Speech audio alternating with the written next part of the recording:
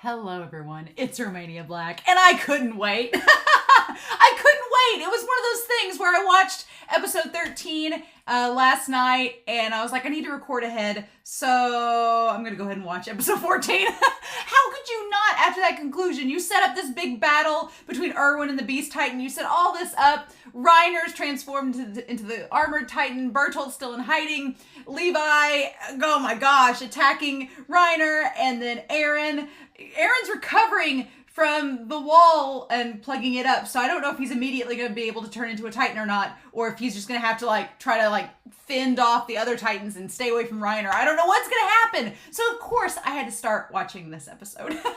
I couldn't wait. It's called Thunder Spears, so I was like, I'm going to represent the Raijin, the Lightnings, the EJP team from Haikyuu. I had to represent because it's Thunder Spears. Thunder Spears go. All I can think of is the Thundercats theme. Whenever I hear that, that's all I can think of. So yeah, I don't have really any new notes because I'm watching this immediately after episode 14, like the night after. That's always been a great idea in the past, so it'll be a great idea now, right? Yeah, so I'll probably, if y'all leave any comments with episode 1, with this last episode, and episode 11 of season 3 part 1, then I'll get to those in episode 15, but I had to watch ahead. So yeah, I'm really curious. The only thing I didn't get a chance to touch base on last episode, I've thought about this all day today, is the idea of Eren plugging up the wall. I don't think I talked about this in the reaction, but how did the Beast Titan and Reiner and Bertolt know that Eren was going to do that? Because that wasn't originally on the table, right? They didn't decide to plug up the wall and talk about that until the beginning of season 2. And during that time, Reiner and Bertolt weren't there. They weren't with the group. So the only thing I can think of is if Eren talked off screen to them when they met back up right before Warrior happened, if he talked off screen about going to Wall Maria and plugging up the hole, if maybe that's how they know that he was going to go there and do that. Because I was trying to think of the timeline. I'm like, Eren and Hanji and them weren't even talking about plugging up the wall until they were traveling to Utgard, right? And Reiner and Bertolt weren't there. So I don't think Eren plugging up the wall was part of the original plan that ERWIN shared with them. So that's the only part of this whole thing. I'm like, how did the Beast Titan and Reiner and Bertolt know that Eren was going to plug up the wall? Or was that not even on the table? They were just going to wait until, I guess it didn't matter if he plugged up the wall or not, because the Beast Titan, if he plugged up the hole for them to get out back into Wall Rose, then their only options were to stay in Shiganshina or go entirely outside the wall. And Eren plugged that outside the wall option. So I guess it wouldn't have mattered anyway. I was just thinking about that today. I'm like, how did they know Eren was going to plug up the wall? They may not have, and it didn't matter. It's still, the idea is that they're still trapped. Either they were going to let outside Titans come in and make the matters worse, or they're trapped like they are now. So no pressure. Thunder Spears. The only thing I can think of with Thunder Spears, other than Thundercats, the only thing I can think of is either, I think of the lightning bolt when they come down and transform into a Titan. I think of the lightning bolt and maybe the thunder from that. I think of that. I also think of when the Beast Titan hurled that rock like a javelin. It's kind of like hurtling a spear, maybe something like that. Or ERWIN has some kind of ace up his sleeve. Maybe it's that. One of those 3 options, maybe. I don't know, but in any case, I've got a glass of strawberry wine. I'm representing Thunder Spears. I'm ready to go with episode 51. So yeah, again, not watching the OP for this episode. I'm going to skip through it. I'm going to skip it. Go right into the episode. But thank you all so much for watching. I'm really excited. The urge not to binge with this season is going to be hard. Let me just say that. So let's dive in, shall we? We are going to start episode 51, episode 14 of season 3, part 2 of Attack on Titan, here in 3, 2, 1, and let's go.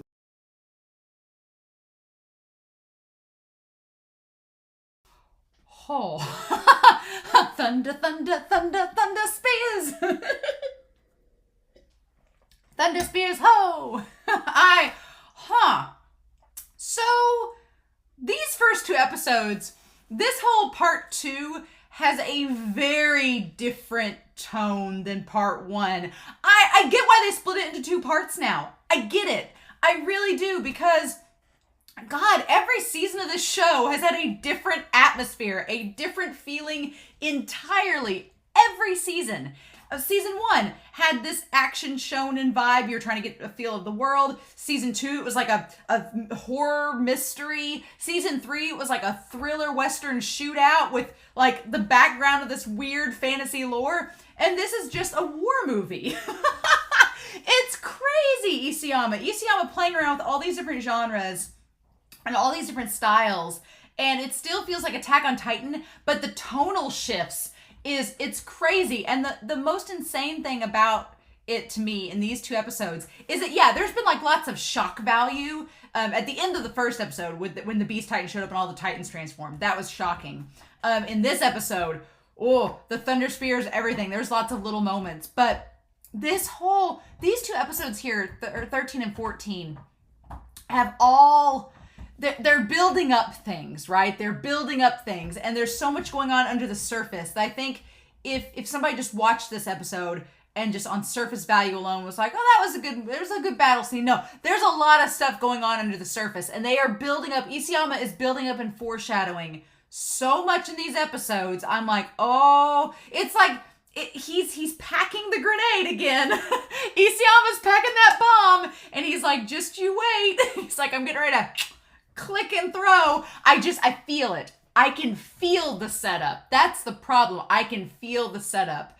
And in the other seasons, the setup's there. And when you break it down, the setup's there, but you're just waiting for that setup and payoff. In here, in these 2 episodes, 13 and 14, the setup is quite obvious, and you're like, okay, we get it. You're setting this bomb up to explode. When are we gonna step on the landmine, Isayama? When's it gonna happen? And I feel like it's that palpable tension that's so frustrating and ominous and creepy, and it's just a different tone. But man, and these episodes not going where I thought they were. Reiner's not dead. No, I don't think he is. I'm like, Reiner is like one of the biggest players on their side. He's not dead. He's going to get out of there somehow. I don't know how, but he's going to get out of there somehow. Right? There's something, I don't know how. That's the frustrating part, is watching. You're like, Reiner's got to get out of it, right? He does. Because Isayama, his whole thing is he does not give, unless it's a flashback, you don't get any obvious deaths in this show, I don't feel. Like, Kitty's death was surprising. All the deaths so far in this series, even when you know that they're going to happen, they happen in interesting and surprising ways. And just the idea of Reiner getting taken out, like, it's a good fake out, because you think he's going to get taken out by this new weapon that they've developed. And it seems to have done a lot of damage. But I just have a feeling he's going to harden his skin or something. And it may incapacitate him. Or make it to where he can't.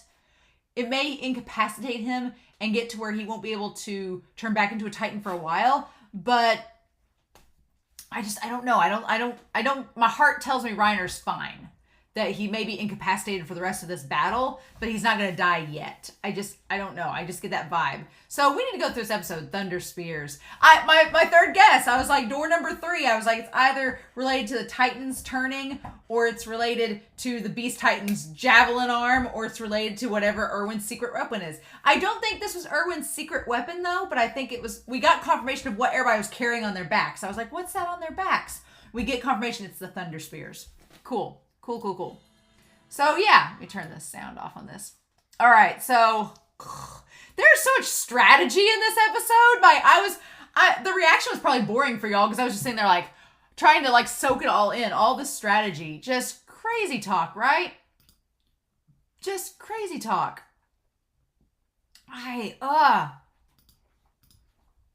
So yeah, we need to talk about this.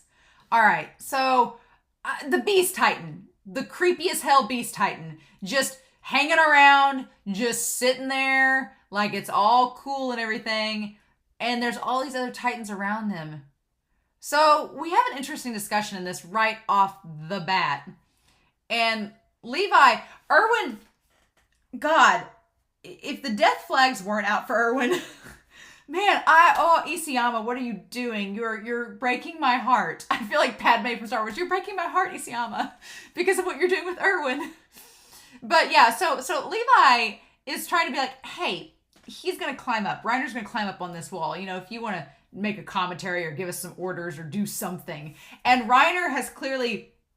Annie did not do this when she tried to climb up the wall. She didn't harden her hands and arms like cleats to be able to climb up the wall. I still find it interesting that they're climbing up the columns. They're not climbing up that middle part of the wall where the Titans are. They're not doing that. They are climbing up the columns.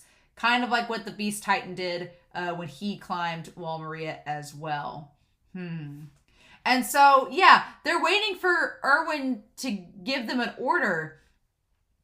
Because, and Hanji's telling Eren and saying, look, ERWIN's trying to figure Reiner's moves out because clearly the Beast Titan they prepared for them arriving. They had a plan in place. The grand welcome, as Hanji calls it.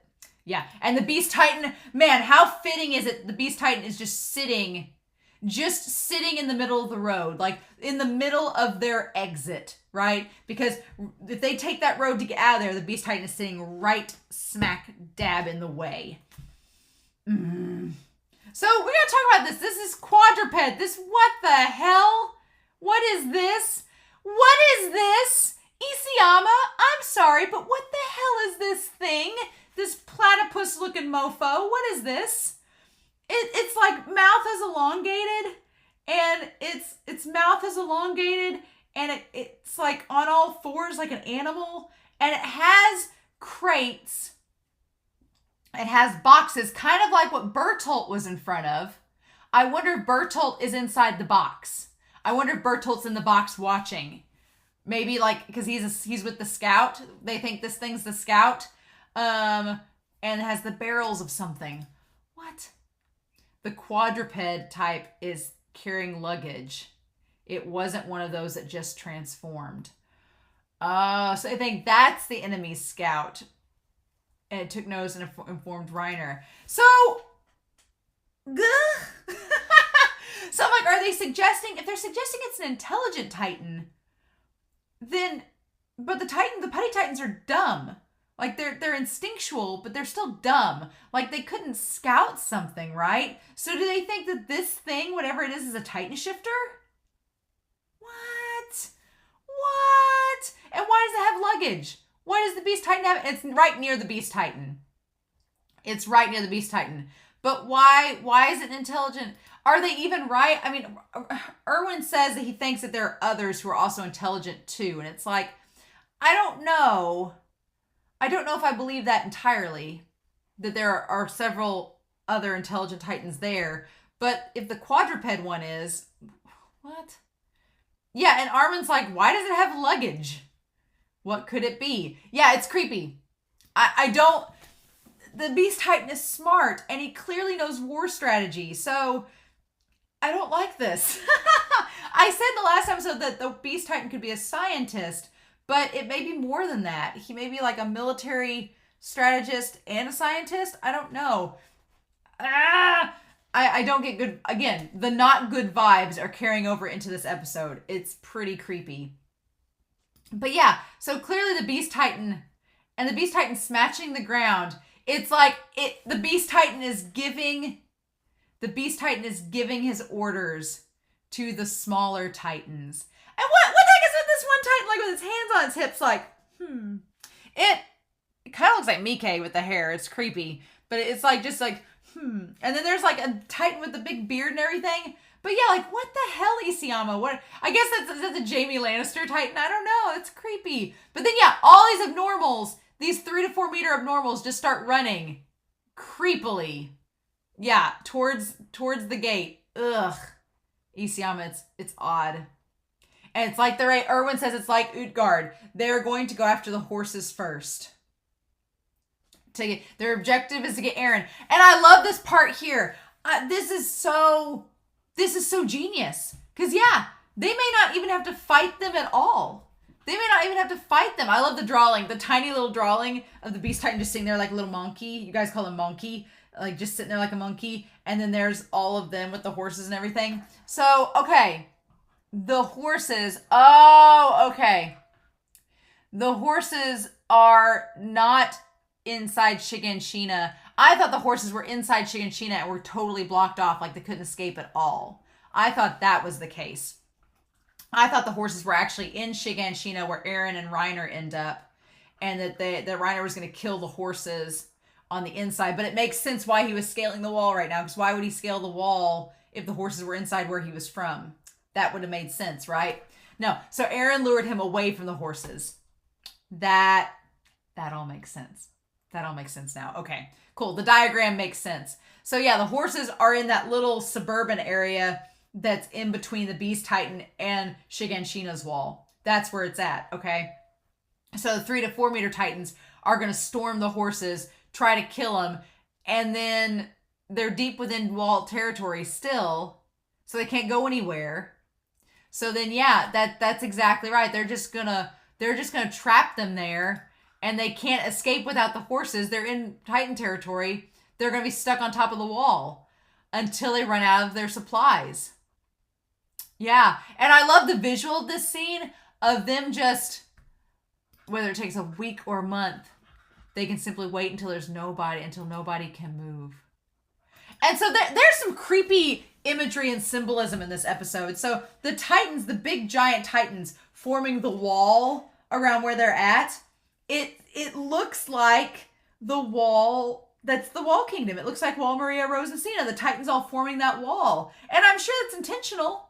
That's very intentional. It's Isayama being very intentional. But I wanted to point out, them starving atop the wall is symbolic and metaphorical for a lot of reasons, because it seems almost like, one, a representation of the people inside the Wall Kingdom, that they're all just, starving to death because they can't escape the walls. So there's commentary there.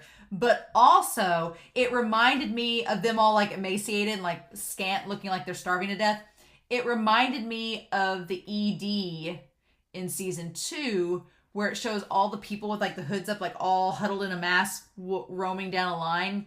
And then it shows them in the dirt, and it shows the Titans rising from the dirt. Like they've all like just died out, turned to dust, and came back up and like reincarnated. It's what it reminded me of in the weirdest way. So just the imagery of that. And it's Isayama, so maybe there's a connection. But they would just wait until Eren was weakened and then waltz in and just pluck him up, right? And the larger Titans are staying in formation. Ugh. Their only purpose is to cage us in. Boom. Yeah, it's creepy. Okay. And then Reiner's climbing up.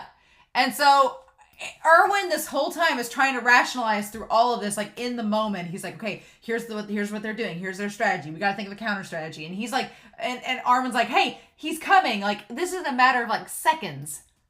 We don't know where. Armin is dead set that we don't know where Bertolt is. I'm glad that Armin is not forgetting about Bertolt. That Armin is like, we can't forget Bertolt. That's a problem. He's the Colossal Titan. And ERWIN's like, yeah, I'm thinking the same thing. He's like, at this point, what I fear most is that Reiner and Bertolt slaughter our horses unchecked. So ERWIN's a gambling man, but he's looking at the odds. And he's like, the odds are in our favor that we can fight Reiner and Bertolt. We've got the Thunder Spears. The odds are in our favor. And we could attack the Beast Titan. The odds are in our favor there. What limits our odds is if we lose those horses. If we lose the horses, we're screwed. So we've got to find some way to counteract that, right? We've got to do something. And so then, and everyone's like, okay. And then I love that Levi's been sitting there the entire time. At the moment, Levi and ERWIN are so in sync with one another. They've been around each other long enough that their micro expressions are used to both of them. And I love that the moment ERWIN lifts his head, Levi knows he's about to say something. He's like, oh, you're finally ready to say something? Took you long enough. I love it's like, I could have had breakfast during the wait. I'm like, they're flirting. Their banter back and forth is amazing. I absolutely love it. And ERWIN's like, okay, enough of that. So we have Dirk and Marlene. So Dirk Squad, Marlene, your job is to protect the horses at the gate along with the Klaus squad. So we got Klaus, Dirk, and Marlene. We got those 3 named people. And he's like, okay, you go do that. Levi and Hanji squad, you're going to take down the Armored Titan. You guys got the Thunder Spears. We're going to do this. Employ the Thunder Spears. Achieve your objectives, whatever it takes. Yep. And then ERWIN's like, and it's so interesting because he's making this speech about the survival of humanity, when he's selfishly thinking of just finding the truth out for himself. We're going to talk about this. We're going to talk about Erwin's whole speech. Oh my God, Erwin's monologue. Yep. But yeah, he makes the speech. He's like, the survival of humanity depends upon it. Yes. Okay. Once more, for humanity, give your hearts. And he makes the devoted speech. And off they go. And then Marlowe, he's like, turn the tables on the Titans coming for our horses. So I'm assuming that Klaus is down there, that's Klaus that's with Marlowe. Okay. I'm fearful that Marlowe is down there with them because that makes me think that Marlowe's in danger. But what can we do, right? So he leaves Armin and Levi up there. I did say Levi squad, but I need you to say Levi. Yeah. And then, okay, so everything was happening so fast-paced. I'm like, okay, what are we doing? The fact that the quadruped Titan is next to the Beast Titan, he's very, very close to him. I feel like, is this going to be like freaking Donkey Kong? If the Beast Titan takes one of them barrels and lifts it up over his head, I'm going to meme the shit out of that. I'm like, are you kidding me? Is this going to turn into Donkey Kong where Levi's like Mario going after the Beast Titan? The Beast Titan like takes the barrel and throws it? Is that what we're doing? Because here's the thing, the equipment that's in that luggage, the quadruped Titan is huge. The equipment, those barrels and everything are huge. So what is he planning to do with all of that? I don't understand. Okay. So Erwin tells him that he tells Levi, your job is to go down there with the horses. Don't worry about Eren. Let the squads, let Hanji and them. You said you wanted Hanji calling the shots. This is Erwin throwing it right back in Levi's face. You wanted Hanji to call the shots? Okay. We're going to let Hanji call the shots. Hanji's going to be in charge of that. Your job is to go down there, help get the horses, because you're going to be good at getting rid of those 3 to 4 meter Titans. And then when the chance comes, kill the Beast Titan. And the Beast Titan just sitting there, creepily, just smiling, waiting. He says, you're the only one I can trust to take on the Beast Titan.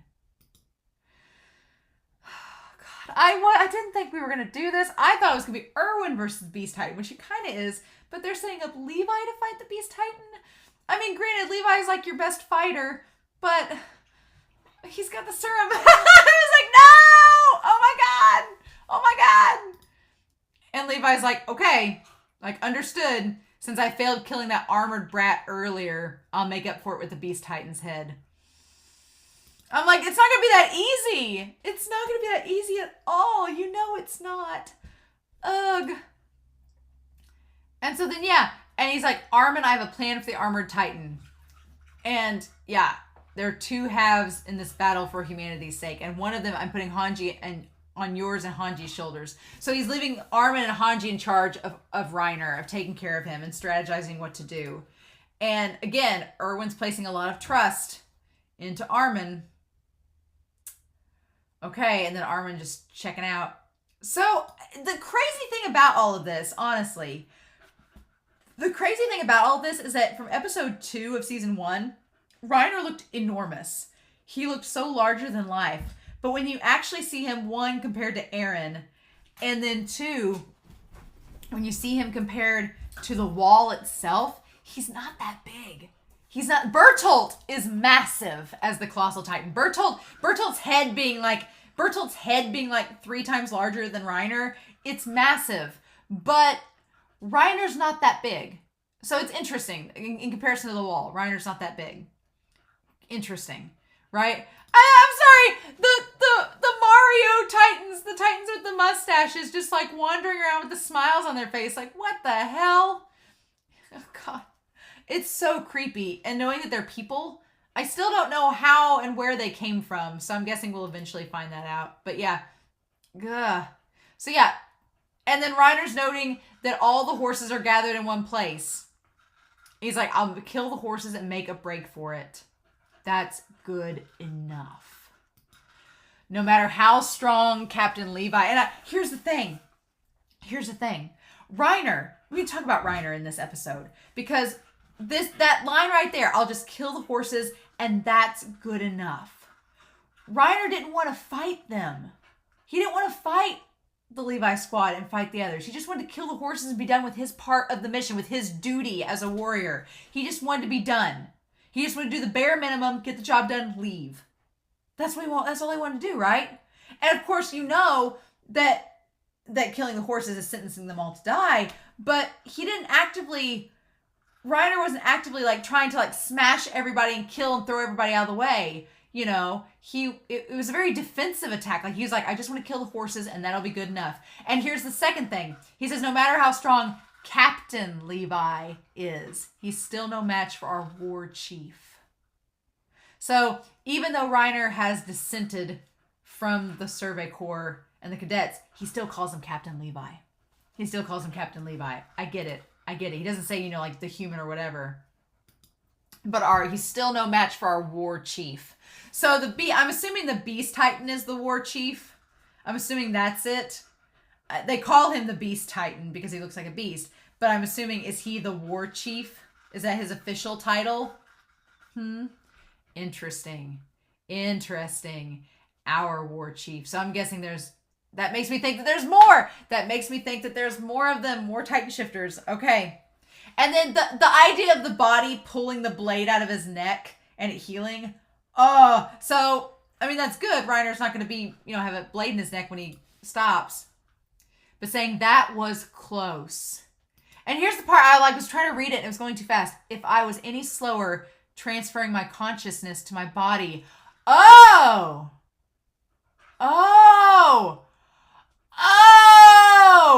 okay. Well,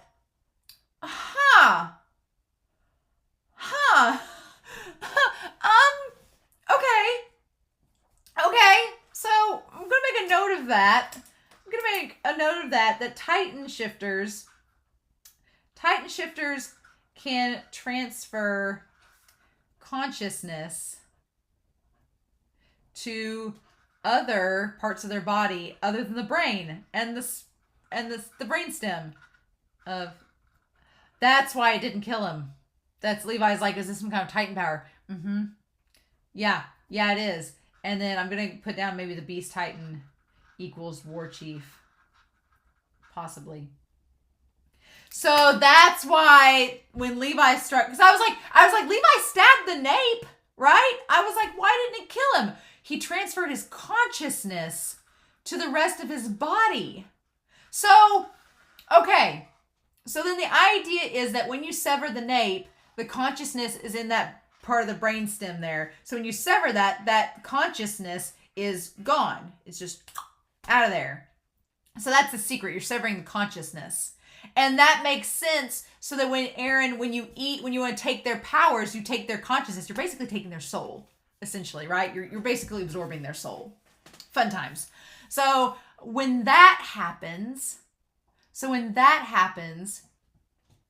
when you eat a Titan shifter and you bite into the nape, unless they transfer that consciousness somewhere else, you're going to basically suck the soul out of them. You're going to absorb the consciousness. Okay. But somehow, Reiner can transfer that consciousness to the rest of his body temporarily.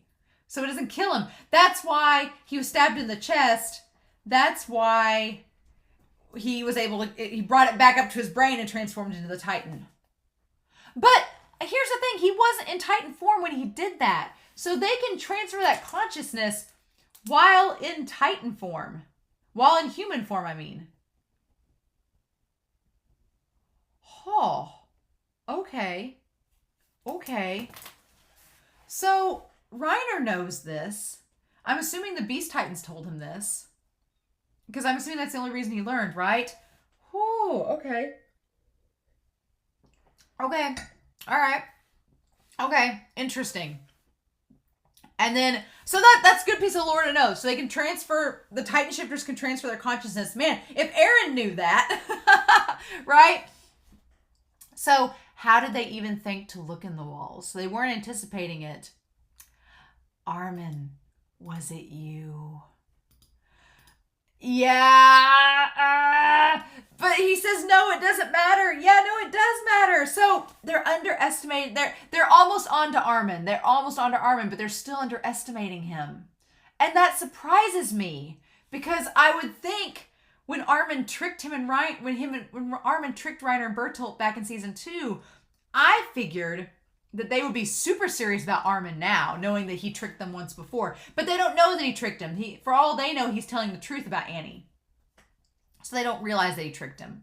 Okay. They just, as far as they know, ERWIN saw an opening and took it and got Eren freed, but Armin was still telling the truth. So they don't know otherwise. Okay. So, but they're still underestimating Armin. Again, I'm going to add that every character up until this point has underestimated Armin. Every character has underestimated him. I'm going to write that down, right? Because it's true. Annie underestimated him. Bertolt underestimated him.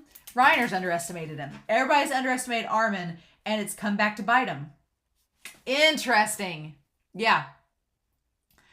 I was like, with this, our long journey is finally coming to an end. So,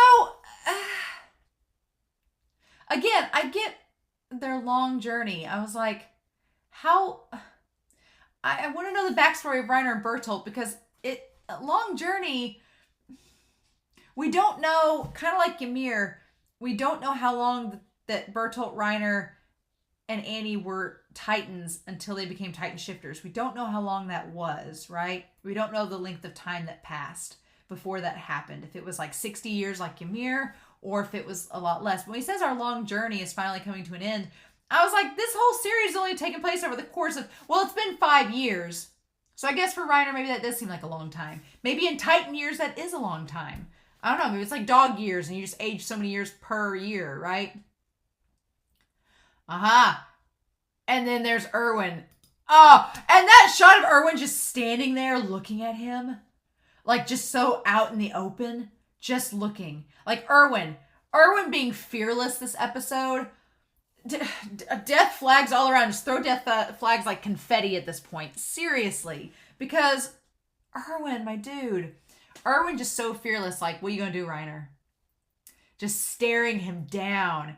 And him saying, ERWIN Smith. And he's like, don't get distracted. I've got horses. So it's like every possible distraction is in Reiner's way. Armin distracting him. ERWIN standing there distracting him. Knowing that Reiner is going to go after those horses. But then there's the flash, right? And he realizes that Eren's transformed. Yeah. Mm-hmm. And he's like, why did he show up without anybody provoking him? I love this. This whole line of dialogue. This whole line of dialogue with Reiner is so good. Because here's the thing. Eren knows that Reiner's smart. I was wondering this the whole series. Because Reiner's kind of a blunt character. He's very blunt and to the point. And he doesn't have like any like... Reiner doesn't have any sliminess to him, right? Reiner's not...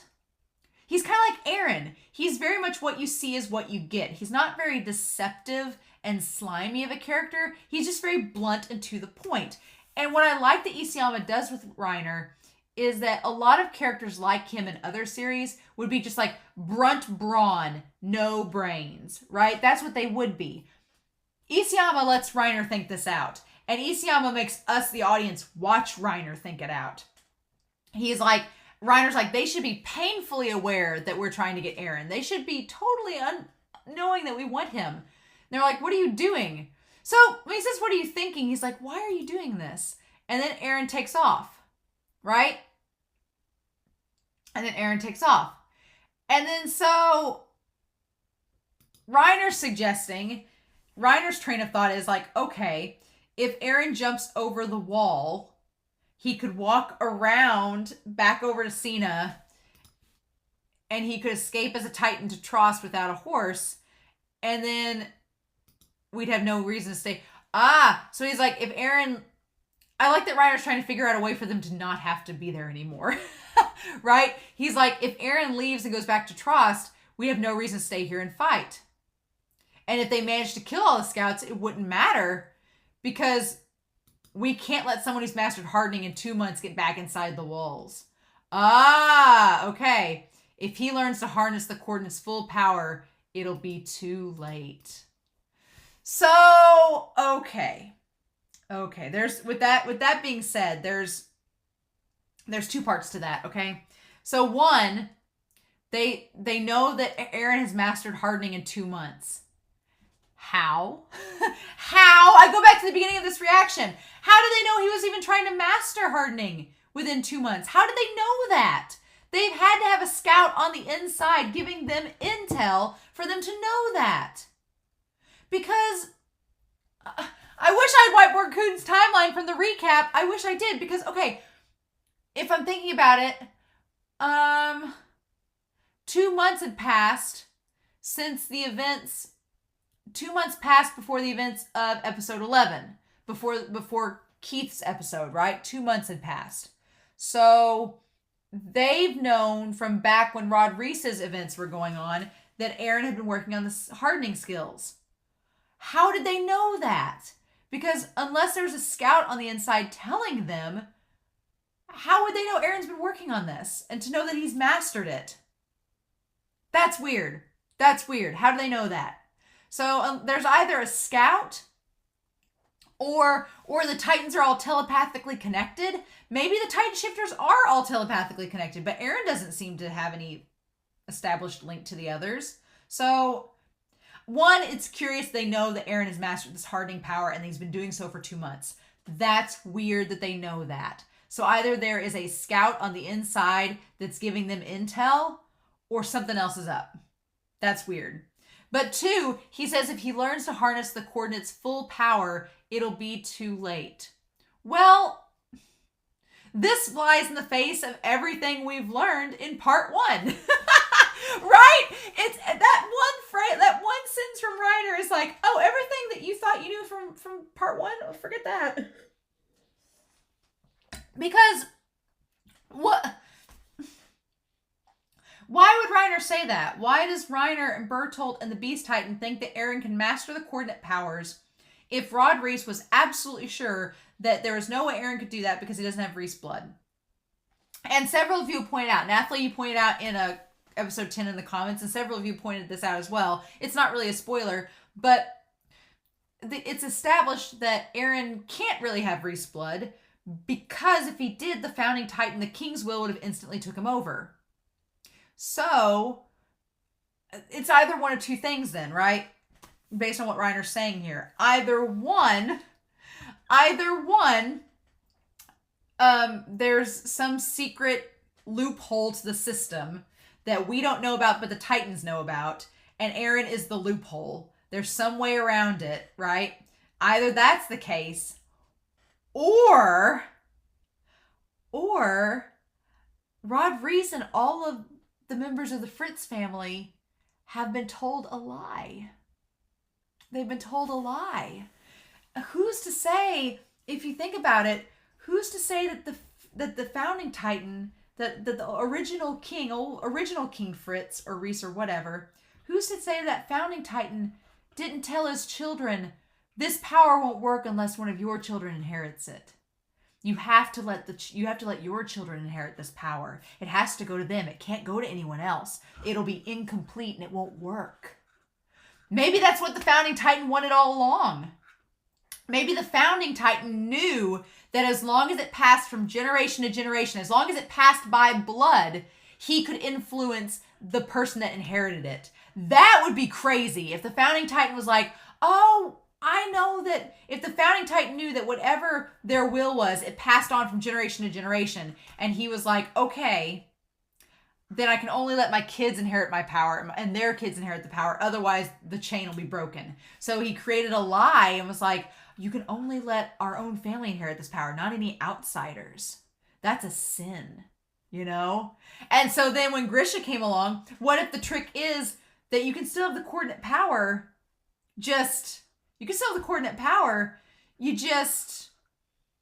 if you're a Reese, you're going to inherit the King's Will, but if you're not a Reese, you're not. So you'll still get the Titan shifter powers just without the King's Will. What if that's the case? What if Eren this whole time has the ability to use the coordinate powers to the fullest? He just doesn't know that he does, and he doesn't think that he does because of what Rod Reese told him. And Rod Reese didn't have the full picture. I don't know. Maybe that would kind of explain, maybe thinking about it, why Uri and them were so insistent that it passed on to a family member to keep the lie alive.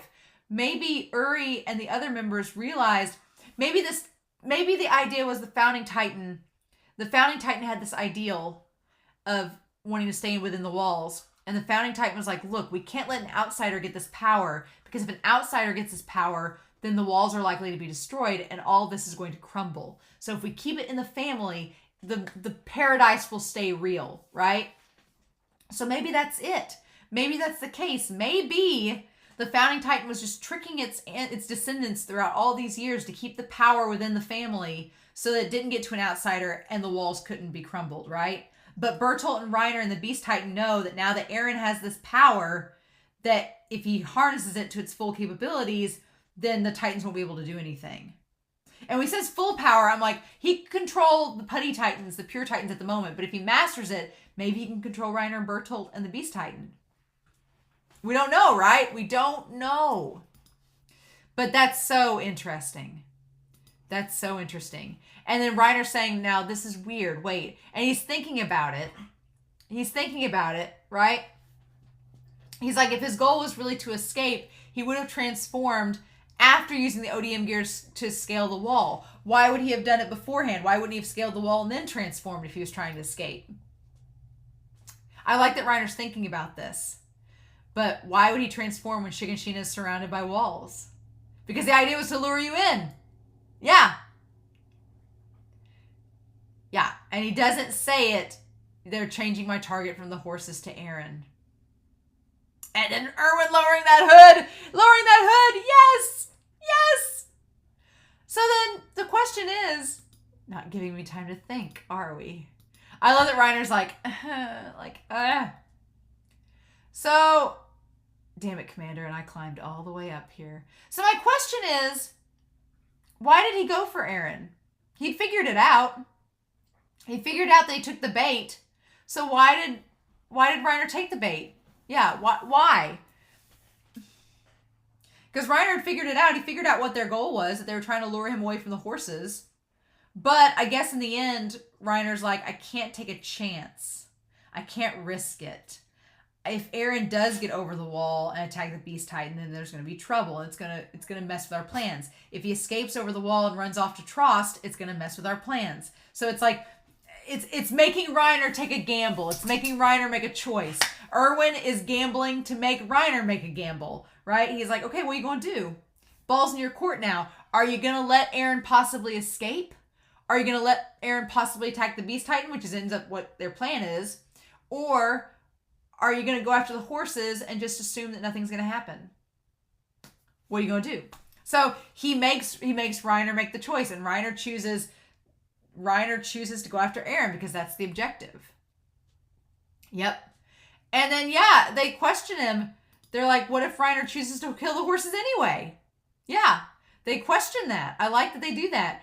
And they're like, no, he'll chase Eren. If Reiner does go after the horses, then Eren will keep going and wrap around behind the Beast Titan. Yep. And with Levi and the scouts and Eren, they can pincer and fight the beast. Ah, okay. So yeah. Yep. So Reiner was thinking of all the different options. And so yeah, if Reiner had gone for the horses like he was told to originally, then Eren could still have the chance to wrap around, go around, and then they would basically corner the Beast Titan and make him fight, which I wouldn't want to corner the Beast Titan. I'm just saying he looks terrifying. And also, who's to say he wouldn't get up before? There's a lot of flaws with this plan. And I think that they're taking advantage of Reiner having to make a split decision. Because if Reiner thought more about it, there are some flaws in this plan. One, we don't know what the quadruped Titan has on his back. We don't know I think Bertolt's in there, to be honest. But we don't know that. And the quadruped Titan is not included in this imagery. So they're forgetting about that. And I'm assuming Reiner knows what's in the boxes and the barrels, but he's forgetting about that in the moment because he's panicked. So plus the Beast Titan could move. He could get up and move away from Eren and the others. He could charge after the walls for all we know. So the funny thing is there's lots of little errors and flaws in the strategy here. But the point is they've made Reiner have to think on the fly. And so it's forcing him to make a split decision. And he doesn't have time to think about things like this. So he chooses in the moment to go after Eren because that's the most dangerous objective. Yeah, it broke their ranks. And it'll depend if Reiner can see that far ahead. And I like that Eren cuts to Reiner on the board solving the problem. And Eren's like, yeah, he'll be able to think that far ahead. Yeah, I bet he will. I love it. I love it. I absolutely love it. Then we'll take on the armored titan in Shiganshina. And I like that Armin's like, wait a minute, there's one more thing I'm worried about. He's like, we don't know where Bertolt is. He's like, yeah, the last time they fought, Eren had Reiner on the verge of defeat, but Bertolt lured him to the edge of the wall where Bertolt could show up. Yep. So, like, we need to keep Eren away from the walls. And I love Eren's expression. When Armin's telling the story about Eren getting defeated, you just cut to Eren and he's like, I know. So basically, Armin's strategy is we need to lure Reiner away from the wall so that can't happen again. So it's just Eren versus Reiner one-on-one, right? Yeah, it's just them one-on-one. And then Eren's like, it could have been a fluke, but I've beaten him before, so I know I can do it again. So yeah, there's so many things that could have gone wrong with this, but it seemingly worked out to their advantage that they did lure Reiner away and lured him to Eren. And I like Eren's rationalization in this, and I like that he has Annie's fighting stance. I love that. He's like, I had it in the bag. I could have won. One-on-one, I can beat this guy. And I love as he's hardening the brass, like the titan ore knuckles, basically. He says when it comes to hand-to-hand combat, Annie was a tougher opponent by far. Oh, I love that line. Annie is here with us in spirit, right? I love that line because he's so right. Annie is better at hand-to-hand combat. Reiner's tough and he's strong, probably stronger than Annie, but Annie's got more finesse and more prowess. She's the better combat person, right? And then Eren and them just fighting it out, wrestling, basically. Wrestling at this center part of the city.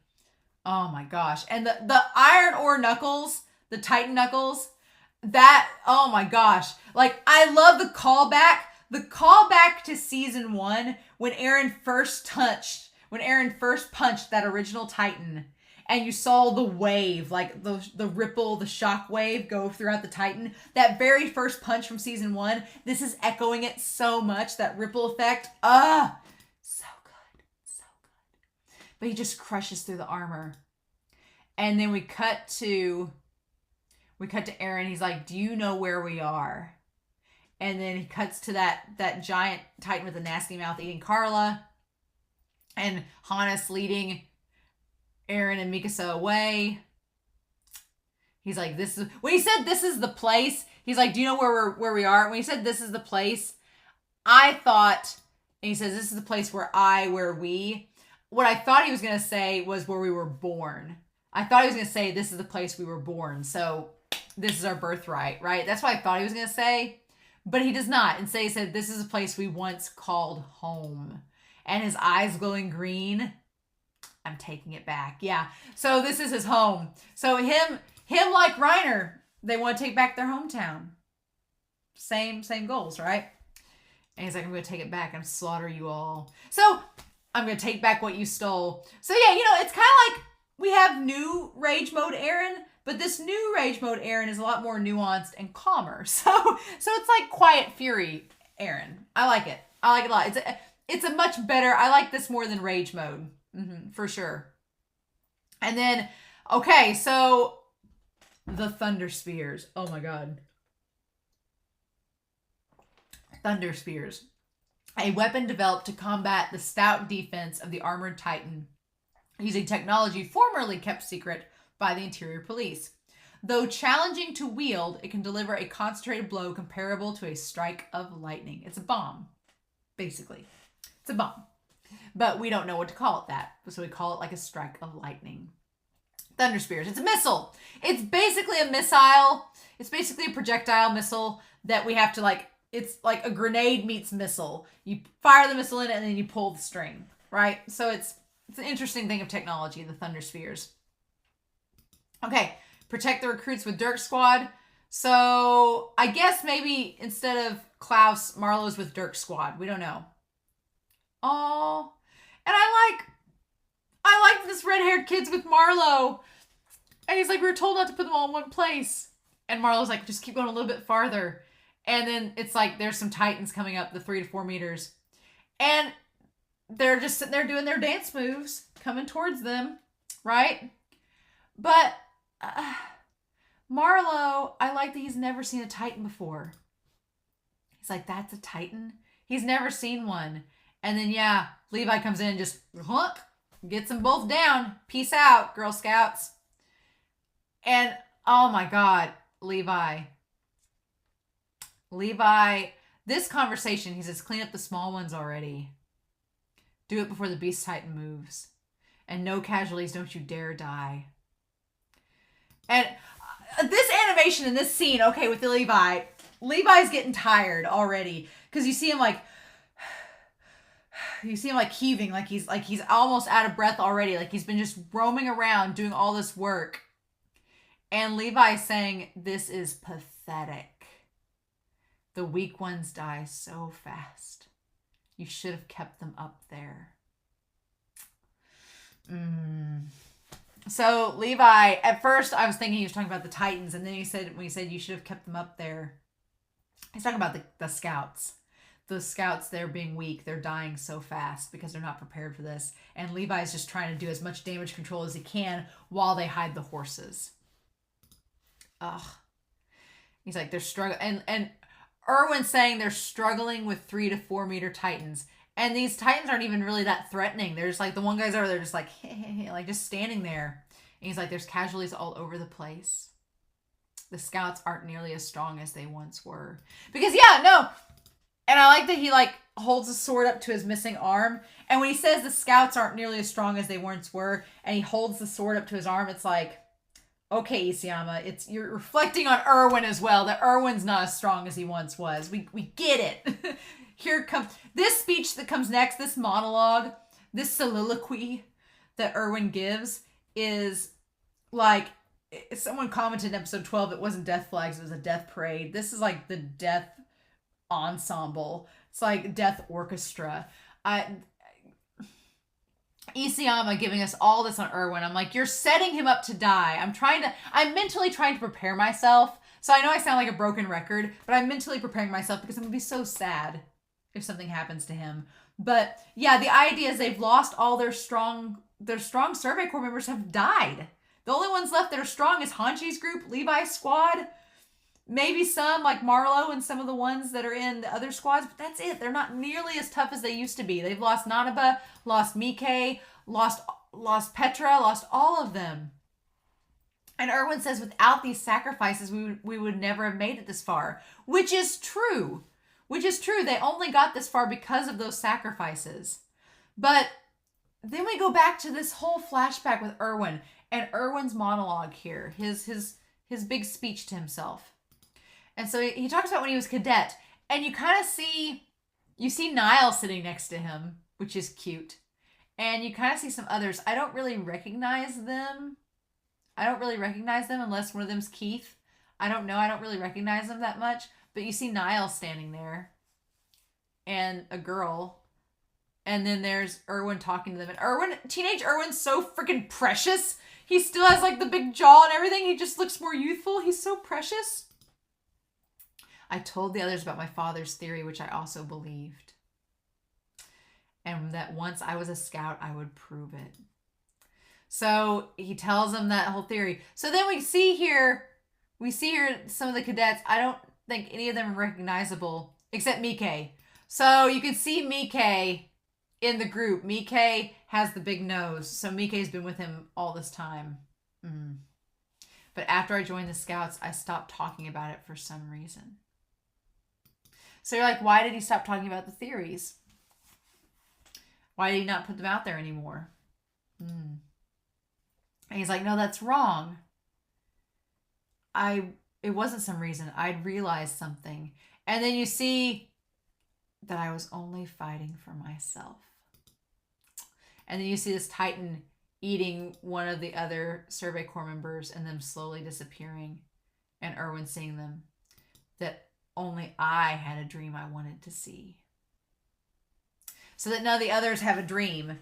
None of the others have a vision of what they want, of a future. None or at least none of the others are expressing. So when he was in the cadets talking about his dream and his father's theory, none of the others really had something to combat that with because they didn't really have something like that. And he realized that. Yeah. And I love that shot of the sky and just ERWIN. I'm going to take a picture of that. And just ERWIN just standing there looking at only the sky, and that's it. That's so beautiful, like that big blue sky. In this scene, the lighting on ERWIN, it's a blue sky, but there's like storm clouds and darkness. And it's so beautiful. Like the animation on it is absolutely gorgeous.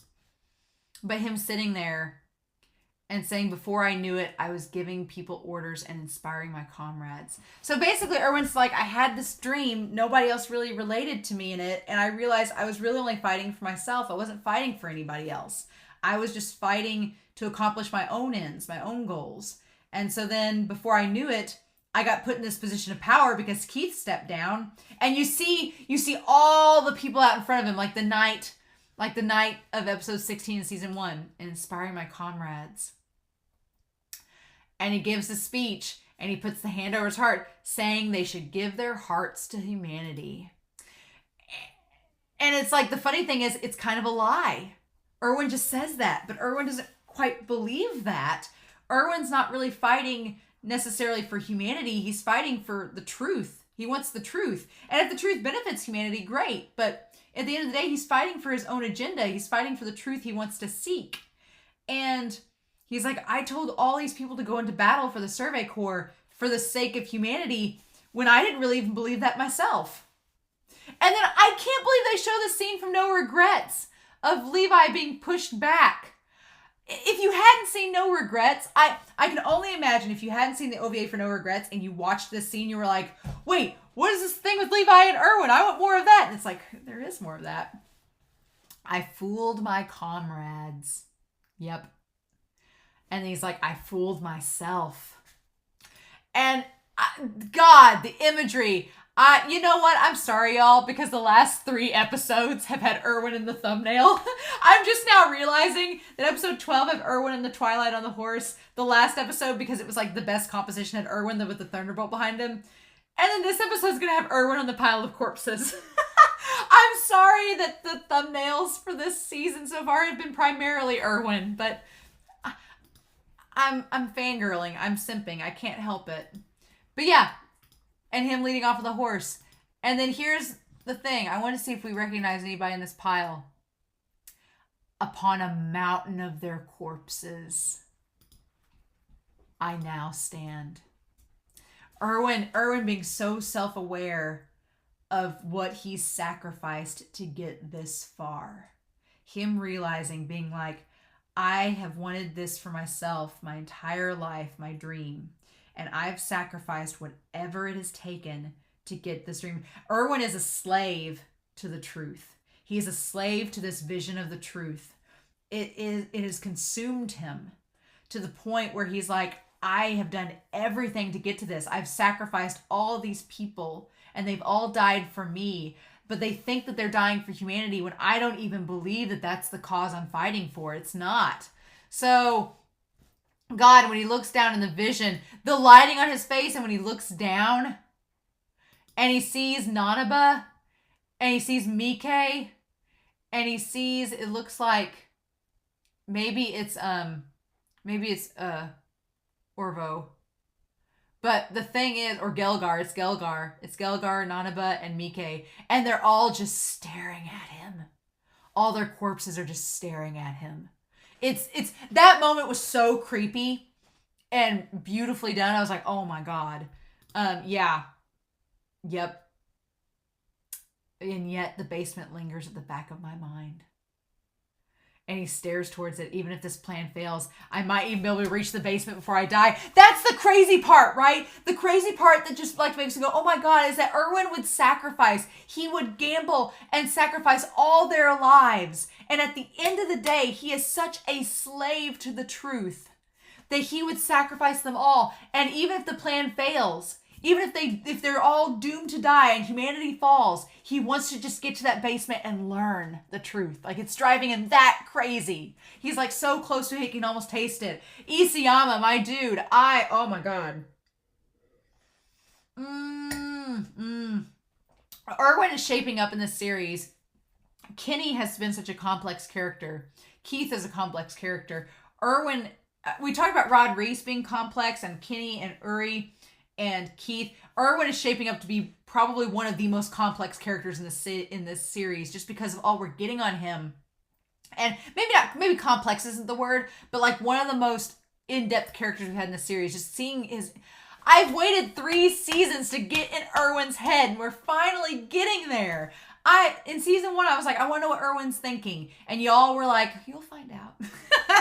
Y'all were like, just calm down, fine. And then season 2, we started getting it. And in season 3, part 1, I thought we were there. I was like, well, we got it. No, this episode alone, I was like, oh, just showing the depths of how deep his obsession goes.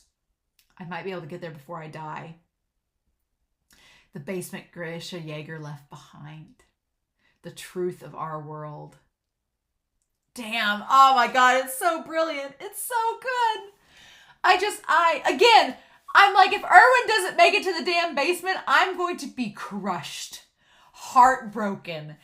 9 kinds of tears. I say that. I don't think I'll cry. I don't know if I'll ever cry watching this series because it's so adrenaline hyping. It's so hype and your adrenaline gets rushing that, like, if I'm excited or my adrenaline's on full blast, I don't cry. It's just when I sit down and process it, then it's like, oh. But so we cut back to Eren versus Reiner, and Eren he gets a little bit cocky, and he's like, the fists are all I need to fight. All the techniques paid off, and it's like, ooh, anytime a character starts getting cocky, I start getting worried. And so the armor being spread across his face being like thin ice. Yeah, that's a good metaphor for it. It's a good metaphor. Good representation. But yeah, and then he tries to get Reiner. He says he's too slow, but Reiner goes, again, Reiner's not dumb, and he takes advantage of Eren and grabs him and throws him into the building. Ugh. It's oof. Oof. And then Eren tries to like brace his fall, right? And you got the shingles and everything. Like, the shingles just, he hit him so hard, the shingles just fell off the roof. They just, like, popped off. And at this point, it just becomes like a wrestling match. Like, the two of them on the ground wrestling each other. Just trying to, like, it's like they're both kind of on equal footing. But, man, that punch that Reiner did that was going to smash Eren's head in, it missed. It barely missed. So I'm like, if that punch had landed and killed Eren, then the coordinates powers would have been destroyed. So was he just hoping that it wouldn't kill him? I don't know, because for a second there it seemed like Reiner's blow could have killed Eren in that moment. But maybe he was just going to smash the head in and then take Eren out through the nape. Maybe that was the plan, kind of like what he did before. And then Mikasa, of course, is like, gotta help Eren. And Hanji's like, hold on. Trust that he's going to give us an opening. And he does. They do trust him. Yeah. So it's interesting because it's kind of like the situation's reversed this time. The situation has reversed itself where now Eren is under Reiner and Reiner's pinning him down. Whereas back in Crushing Blow, Eren had pinned Annie down. So it's kind of like the polar opposite happening, right? And then they go back to this metal rod being the new weapon. I love it. I love that it's like a missile grenade. It's just like we have a missile and it's going to blow up like a bomb on impact, and we just got to punch a pin like a grenade. And it's strong enough to pierce the armor titan's skin. Yep. So I'm curious though. I wonder if they could use that against Bertolt. Or if Bertolt's just way too big. I don't know. It seems like he'd probably be too big for it. So their main goal is to get Reiner out of the way. Because the blades aren't going to work it. And they flash back and show Mikasa that it's not going to work. And then I like that. So Jean, we'll cut to this later. Jean is dedicated to the mission, kind of like Mikasa at this point. Jean's like, no, we have to do this.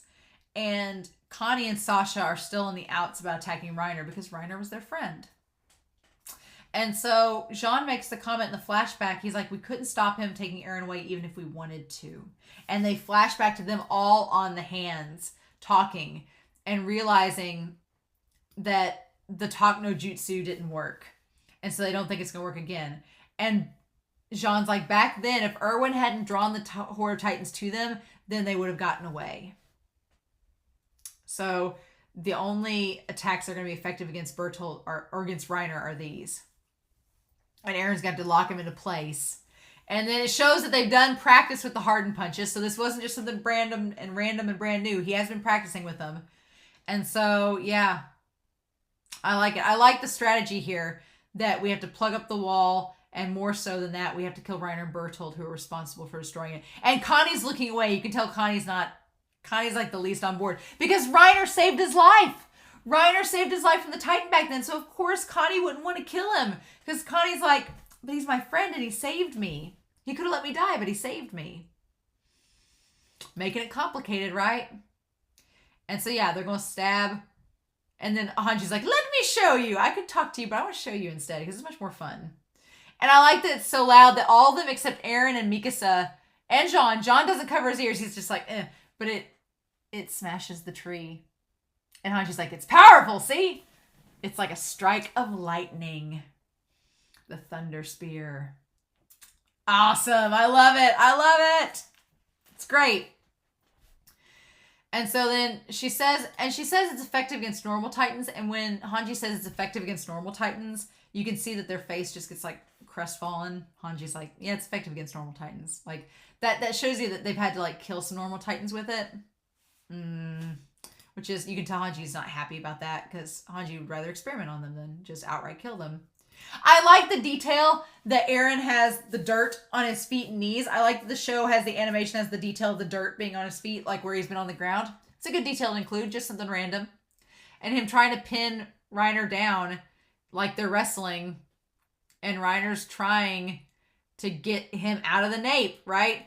I just like the wrestling moves that these two are doing in here. It's like Greek wrestlers, right? And Reiner's rationalizing. He's like, I can't just bite him out like I'd planned. That's not going to work. And he just shoves him aside. So, interesting. And then everybody starts to come in to take him out. And then biting Eren is out of there is something I can't do by myself. And I've got to resort to that. So what is that? What was the other thing he's got to resort to? That's what's curious. We don't get to see what Reiner's other plan was. He's like, I can't bite Eren out, so I've got to resort to that. So what was the other thing then? I'm wondering if the other thing he had planned is the reason he escapes at the end of the episode. I wonder if that's it. So, curious. And then Reiner's distracted from whatever they're doing, being like, oh, they're making a move now? And I like that we get the idea that Reiner has been aware that they've been surrounding him. Reiner has had in the back of his mind knowing that they were going to surround him. We know that that was happening. Okay. But Reiner's like, what are they going to do with their blades? And so he's like, I've got armor all over me. So what are they going to do? They can't scratch me. Honey. And then putting the grenades in the eyes. Oh, yeah. Yeah. I love it. I love that he puts it in the eyes. Oh. And then they just yoink, yank it out, and there she be. Ah. Yes. So, okay. And Eren's like, oh, it worked. And then they all go, they have to sell it right here, right now. So here's the thing. They were all willing, Sasha and Connie and Jean, they were all willing to attack the nape and get it to bust open. They were all willing to do that because it didn't kill him yet. It just busted the nape open, right? It peeled it away. And then Hanji's like, okay, now it's time to deal the killing blow. And in that moment when Connie gets like thrown onto the rooftop and he has the coat over and he pulls it up, he looks so tiny. Connie looks so small in that moment. He looks so small. But yeah, so Sasha and them are like, okay, we got it. And Hanji's like, attack again and finish him off. And Sasha and Connie hesitate. They hesitate. All of them hesitate. Armin and Mikasa, every one of them hesitate for just a second. And they're like, it's Reiner. Are we really going to kill him? He's our friend. And it's Jean that's like, you guys. Jean's like, I thought you were ready if it came to this. He's like, don't make me be the only one to choose this. Because Jean's like, don't make me be the one to stand out. Because, yeah, and the funny thing is coming full circle from season 1, back at the beginning of season 1, Jean was the one that he was like, come on, Jean, don't be the only one to back out. Don't be the only one to be a coward and run away. Jean had to convince himself to stay and not be a coward. And here, Jean is the one being like, don't make me be the one to make you do this. Don't make me be the one that stands out. Let's do this. It's the total opposite. Isayama, my dude. I love it. And then they all have the resolve. But I'm like, it seems like that hesitation was just enough time for Reiner. But I'm like, wait. And so they all push in the Thunder Spears. They all push them in. And Reiner says, wait. Oh.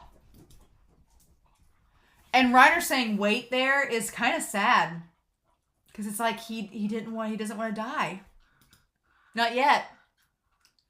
But, okay. So my question is, there were flashes there. Right? 1, 2, 3, 4, 5, 6. There's 7 spears that came at him. And then he like charges up.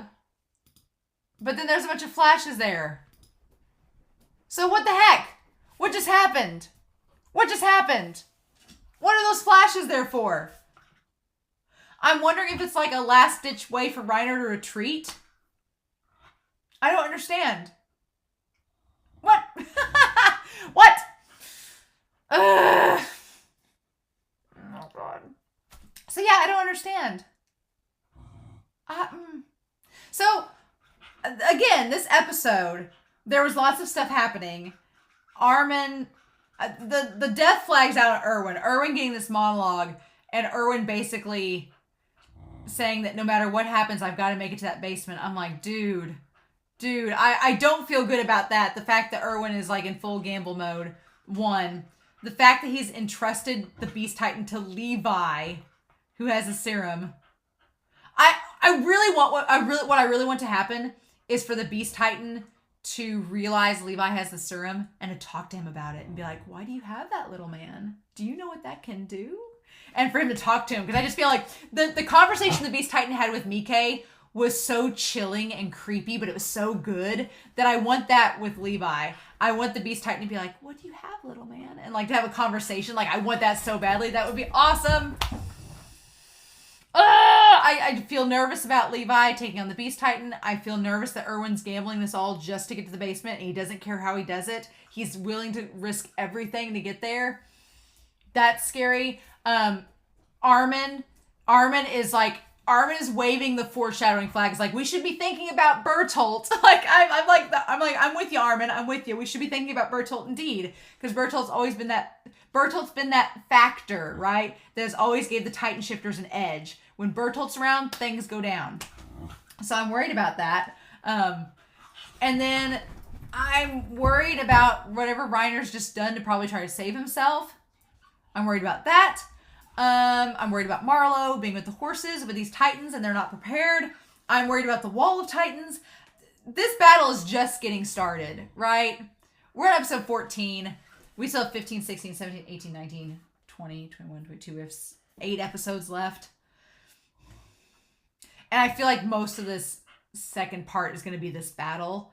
And we're not ending anytime soon. Like, it's just going to be this giant battle between ERWIN and the Beast Titan. Who can outsmart who? And the thing is, I feel like the Beast Titan and ERWIN are kind of on equal ground as far as being selfish. I feel like the Beast Titan, my dog is like, play with me. The Beast Titan is willing to sacrifice whatever he can to get Eren. Like the Putty Titans, the Pure Titans, sacrifice them all. Don't care. Reiner and Bertolt, I feel like he's a little bit more, he wants them to stick around a little bit more because they're so powerful. He doesn't want to lose that power because they're an asset to him. But I feel like the Beast Titan is very willing to sacrifice whatever it takes to get Eren back. And ERWIN is willing to sacrifice whatever it takes to get to that damn basement. So you got 2 gamblers.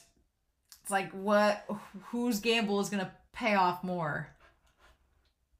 And again, Armin said that they wouldn't retake Wall Maria, so I'm nervous. This episode, this cliffhanger, y'all expect me to wait? I'm recording this on a Thursday night, and the next episode airs on Saturday, so I can wait. I can wait till after the next episode comes out and y'all comment, so I can get your comments and be prepared. I can do that. Sure, I can do that. I can wait a couple days. It's so hard because this series, my mind isn't melting yet. I'm not having the brain melt yet.